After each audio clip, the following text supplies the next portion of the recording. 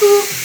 Alors je suis de retour de mes courses et j'avais envie de vous reprendre en vlog, en live, parce que je me suis décidée à tester une recette que je cherche depuis longtemps pour mes petits déjeuners. Comme vous savez, j'essaie de faire attention à ce que je mange. Donc j'ai fait les courses, j'ai revêtu mon tablier de cuisinière et je vais faire un banana bread moelleux. Alors en fait c'est une recette que j'ai trouvée, je me rapproche, dans ce livre que j'ai acheté la semaine dernière. C'est de Bérangère Philippon. Elle a créé, attendez, c'est zéro, vous savez comment se désintoxiquer du sucre. Ah zut, je ne vais pas retrouver. Bon, je mettrai les références dans le descriptif de mon blog. Zut, ça m'énerve. En tout cas, elle préconise une alimentation à IG bas, index glycémique bas. Donc dans l'ensemble, c'est ce que je recherche, mais je ne dois pas oublier d'ajouter souvent des protéines, puisque je fais beaucoup de sport et de musculation. Attention, c'est pas parce que j'ajoute des protéines que je suis dopée. Non, non, non. Voilà, donc c'est parti. La recette semble assez simple. Attendez, je vais baisser le son de la musique. Non, parce que là, en plus, j'ai ma cocotte minute derrière. Je suis en train de faire une ratatouille. Donc voilà, pendant que ça cuit dans la cocotte minute, bah, je vais faire mon gâteau avec vous. Il faut que je mette mon four à 190 degrés.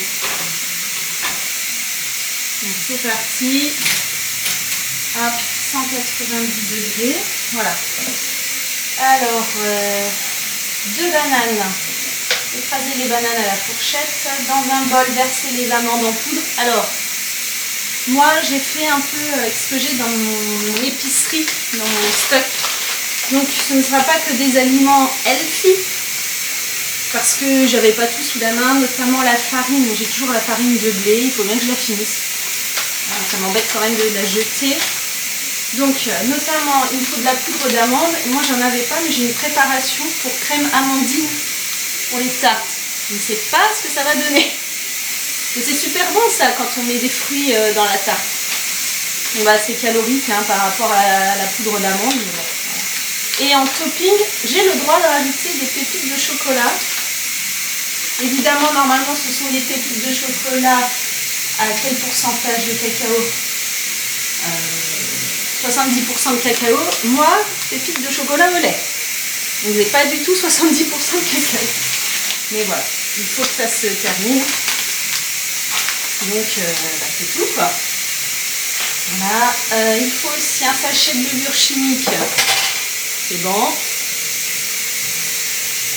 Boisson végétale. Normalement, elle préconise aussi à l'amande. J'en ai pas. Moi, c'est soja vanille. Attendez, je trouve qu'on voit pas bien là. Voilà. C'est ce que je mets dans mes...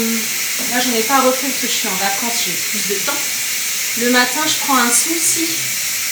Je le fais directement dans un blender shaker, le Bulet, je ne sais pas si vous connaissez. Peut-être que je ferai un vlog plus tard pour ça. Donc j'aime bien la boisson soja vanille. Amande, j'aime moins. Bon, voilà. 2 œufs, l'huile de coco. Alors ça, j'ai aussi. L'huile de coco. Voilà. En fait, l'huile de coco, c'est préconisé dans l'alimentation healthy parce que elle résiste très bien à la cuisson. C'est vegan, il y a moins de matière grasse, c'est surtout vegan en fait. Ça n'a pas le goût de coco, hein. C'est juste la texture qui permet de mieux lier les aliments.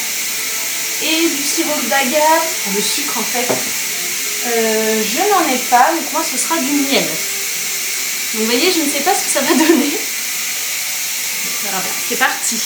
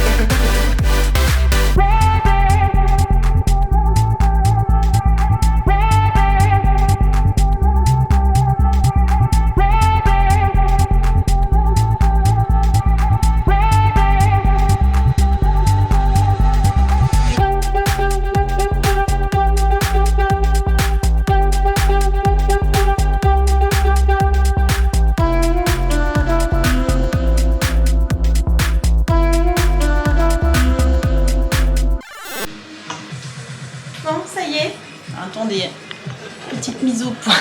Voilà. Ça y est, mon banana bread est au four. On verra ce que ça donne. Comme je vous ai dit, j'avais pas tous les ingrédients très spécifiques. Je vais vous relire la recette. Attendez. Enfin, la liste d'ingrédients. Donc, voilà. Je ne vous ai pas montré la photo de la recette. Voilà. Alexa, stop. C'est hyper connecté, ça bip de partout chez moi. Quand ma mère vient chez moi, elle me dit c'est hyper stressant parce que j'ai des sonneries partout, des alarmes. Parce que je fonctionne comme ça, je n'ai pas à me dire dans mon cerveau, je n'ai pas à occuper mon cerveau avec ce genre d'informations, du temps qui s'écoule. Voilà, donc pour ce banana bread moelleux, 2 bananes, 100 g d'amandes en poudre, 80 g de farine de blé T150. Je n'ai pas ça, il faudrait que j'en achète je pense sur le net parce que j'en ai pas trouvé dans mon supermarché Leclerc et tout, hypermarché. Un sachet de levure chimique, 120 g de boisson végétale. Donc je vous ai expliqué tout à l'heure, je n'ai pas de boisson végétale à l'amande mais au soja à vanille. 2 œufs, 50 g d'huile de coco et 35 g de sirop d'agave. Et moi j'ai mis du miel, une grosse cuillère à soupe. Donc j'ai fait beaucoup à ma sauce et au pif.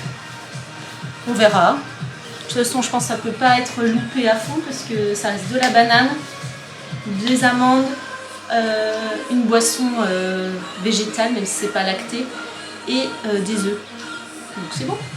Voilà. Alors je vais faire une petite pause. C'était l'instant cuisine parce que je vais faire manger Lilian. Je vais manger avec lui. On est déjà en début de soirée. Peut-être que je vous reprendrai un peu plus tard parce que je ne sais pas ce que je fais une fois que Lilian sera couché. Je ne sais pas encore. Là où mon envie me mènera, pas mal de couture. J'ai envie de regarder mes patrons, de scotcher des patrons. J'en ai 3 sous le coude, donc j'ai un petit peu de boulot. Avec un film, ça pourrait être bien. Donc je vous dis à plus tard. Je me dis que ce format, si ça vous plaît, ça peut être une tuerie. Voilà. Donc on verra. C'était la petite aparté. Il y aura des défauts, hein, forcément. En plus, c'est en mode vlog. Mais ça pourrait être bien. Voilà, un truc un peu plus cool pour que vous voyez mon quotidien. C'est parti. Me revoilà. Alors, mon banana bread est fait. Il est plutôt pas mal. Je suis assez contente. Maintenant, on verra le résultat gustatif demain matin au petit-déj. Je l'ai mis au réfrigérateur. C'est ce qui est préconisé. Donc, à voir. Lilian est couché. Et bien maintenant, la soirée est à moi, presque. Donc, j'ai devant moi un panel assez important de patrons à assembler. Oui, à assembler, scotcher, découper. Et j'ai aussi des bouquins. Je vous avais déjà montré, vous savez, de Charlène Hans et Chacou. Voilà, donc pour ce soir, quand même l'objectif c'est d'assembler au moins 1 voire 2 patrons, ce serait vraiment le top. Et mon objectif c'est de coudre pour la rentrée.